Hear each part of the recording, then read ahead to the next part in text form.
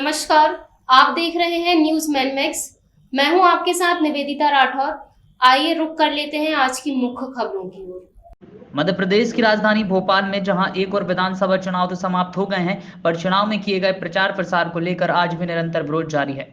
जहां एक और मस्जिद में कांग्रेस के गुणगान करते हुए मस्जिद और औलमाया पाए गए थे, उनके ऊपर अब लगातार शिकायतों का दौर देखने को मिल रहा है। वहीं वक्फ बोर्ड में भी कई लोगों के ऊपर कार्रवाई एवं कुछ लोगों को कार मुक्ति भी किया गया है। शासन द्वारा तनख्वाह पाने के बावजूद कांग्रेस का प्रचार करने वाले मौलवी एवं औलमाओं पर कार्रवाई की जा रही है। देखिए, मैंने कई बार आवेदन दिए यहाँ पर, और जो मैंने दिए हैं आवेदन वो इसलिए दिए कि पूर्व में जो चुनाव हुए थे अभी 2023 में विधानसभा के अंदर, उसमें कुछ मुफ्ती, काजी और निकाह खाने आके मस्जिदों में खुल के बयान दिए कि आप कांग्रेस पार्टी को वोट दो। तो ये तो बहुत गलत बात है कि आप कांग्रेस पार्टी को वोट देने की बात कर रहा हो। और आपने देखा है अब्दुल कलाम साहब जो हैं, हमारे मुफ्ती साहब, उन्होंने बिल्कुल है ना कितने 4 बत्ती चौराहे पे खड़े होके कांग्रेस के विधायक के साथ उनको वोट देने की अपील की, मस्जिदों में अपील की। ये गलत है। आपको सिर्फ दीनी तालीम की बातें करना चाहिए, दीन फैलाना चाहिए, नफरत नहीं फैलाना चाहिए। आपकी मतलब जो बातें थी उसमें है ना भोपाल की गंगा जमुना तहजीब को खराब किया गया, हिंदू मुसलमान करना, दंगों तक पहुंचाना है। ये कि इनके बोलने के हिसाब से माहौल खराब होता है और ये ऐसी बातें करके दंगे भी करवा सकते हैं। अगर आप वोट की मांग कर ही रहे थे तो सभी दलों के लिए करते, सभी पार्टी के लिए करते। आपने कांग्रेस पार्टी के लिए क्यों और किसके कहने पे, किस दबाव में आके आपने किए? और आप लोगों को मस्जिद में बिठा रहे हैं, मदरसों में बिठा रहे हैं और आप लालच दे रहे हैं कि अगर आप कांग्रेस पार्टी को वोट न देंगे तो आप दोजख में जाएंगे। दोजख जन्नत कहाँ से आई है? बोर्ड में दोजख और जन्नत होनी नहीं चाहिए। आपको सिर्फ दीनी तालीम और तालीम की बात करना चाहिए, खुद से मोहब्बत की बात करना चाहिए और मोहब्बत पूरे में फैलाना चाहिए। क्योंकि जो भोपाल है ये गंगा जमुना की तहजीब है।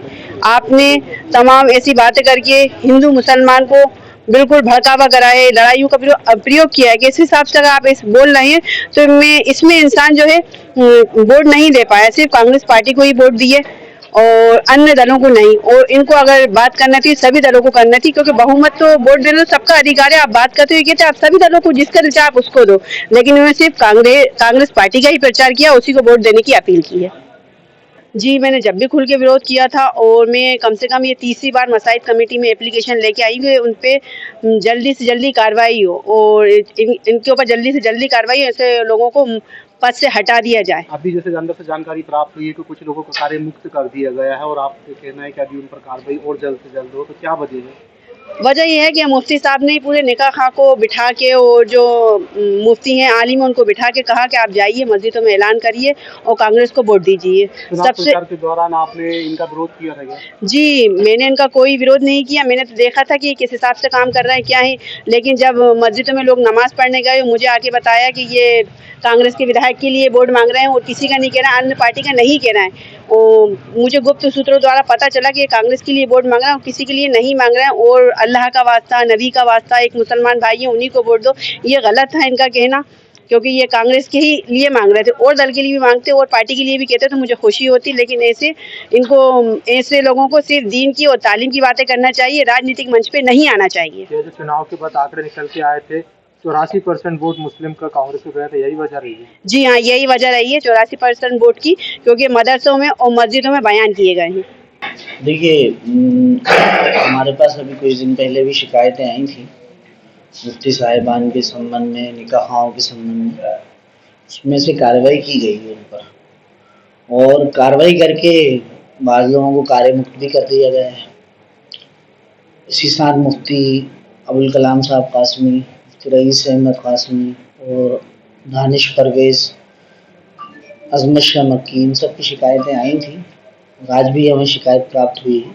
इस संबंध में नोटिस इशू किए गए थे। कुछ लोगों के जवाब आ गए, जिन लोगों का जवाब संतोषजनक नहीं थे उनको हटाने की कार्रवाई कर दी गई। आज एक फिर नई शिकायत श्री शमा तनवीर जी द्वारा की गई है हमको। इसमें उनके द्वारा जो बुधवार चौरबत्ती की कोई किसी पार्टी विशेष के लिए कार्य कर मतलब बयानबाजी के संबंध प्राप्त हुआ है। इसमें जो भी उचित कार्रवाई होगी वो हमारे द्वारा की जाएगी। कितने लोगों को कार्य किया गया इस मामले में? अभी तकरीबन 3 लोगों को हटा दिया गया है और 2 लोग जो अस्थायी थे उन्हें भी हटा दिया। 5 लोगों पर कार्रवाई की। इसकी जांच कहाँ तक पहुंची है? अभी देखिए ये तो आज ही नया आवेदन हमें प्राप्त हुआ है। पूर्व जांच में हमारे द्वारा नोटिस इश्यू करे हैं, उस पर कार्रवाई जारी है। तीनों किन मापदंड के आधार पर कार्रवाई की जा रही है? भाई जो भी अनुशासनहीनता और जो रूल्स एंड रेगुलेशंस के खिलाफ जाके कार्य करेंगे उन पर कार्रवाई की जाएगी।